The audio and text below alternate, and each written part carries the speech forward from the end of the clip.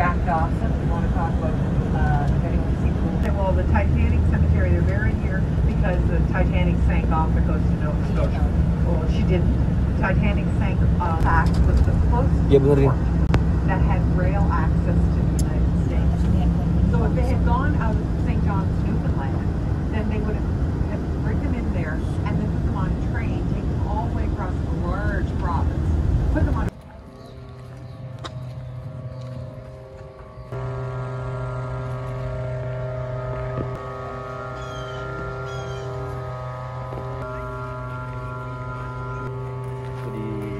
Itu terjadi April 1912.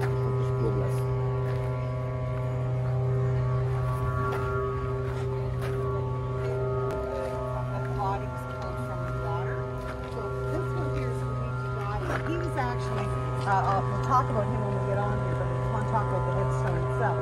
If they knew who the body was, the name was put across the top here. If the body was named years later, and some of them were named, well, I think the last one was 86 years after it happened, the name went across the top here. They all have the number on them, and they all say April the 15th, 1912. But the Titanic hit the iceberg at 20 minutes to midnight on the 14th, so they felt that anybody who died would have died after midnight, so that's why they all have the same date on it. So this is the original stones. This has been replaced. They replaced it for the 100th anniversary of that, and they're not in order because they buried them. And they were trying to identify them. They started burying them, but it took a month, and so they just had to start burying people. So what they did is they dug like a trench, put 4 or 5 of people like now, and then they did that in a day, and it took a month to get through it all. So they're all, this is a standard size white star line cave board. Doing the longer tours, I do these two here, Everett Elliott, and these, because it shows the 2 ends of what things that happened on the Titanic.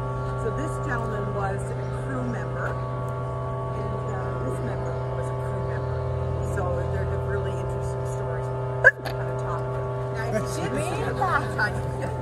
did see the Titanic, money that been paid by the White Star Line, they paid for the headstone here. And for 89 years, this was known as the unknown child.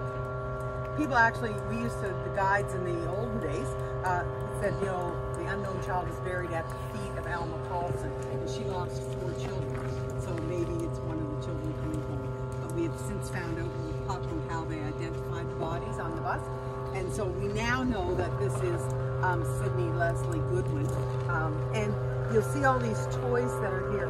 So this, because it was the unknown child, it came to stand for all the children that lost their lives on the Titanic. And then as the years have gone by, it's kind of stood for children that have been lost to all kinds of tragedies. And so you'll quite often in the Celtic tradition, you leave a coin on the headstone when you visit. And in the Jewish tradition, you leave a stone.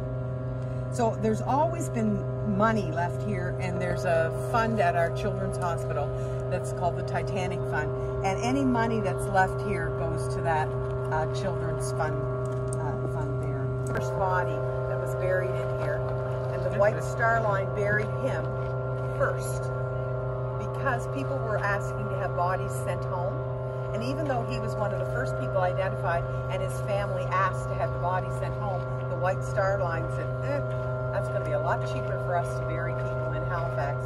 So they came out, bought this plot, buried him, and then when people said, please send the body home, they said no. We buried our own here. So his family was incensed. You'll notice it does not have a number on it. His family would not allow them to put a number on it. So his family picked it up. A member of the band. They said the band played on, and that was absolutely true. And he's buried here in the band leader is buried in the Catholic Cemetery. But his story is really interesting. So I'll tell you that when we're done. And the other one I want to mention is